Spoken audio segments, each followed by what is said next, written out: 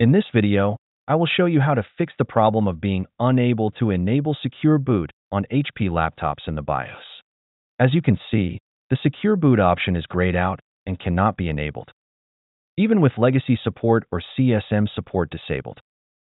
To fix this, let's go to Load Factory Default Keys and press Enter. Press Enter to install the default keys. As you can see, once the keys are installed, the option to change Secure Boot is now available.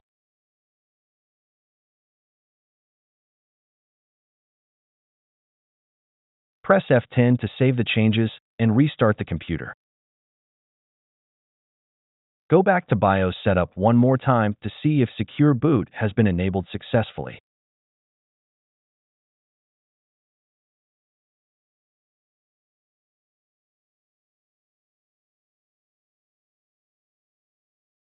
That's it.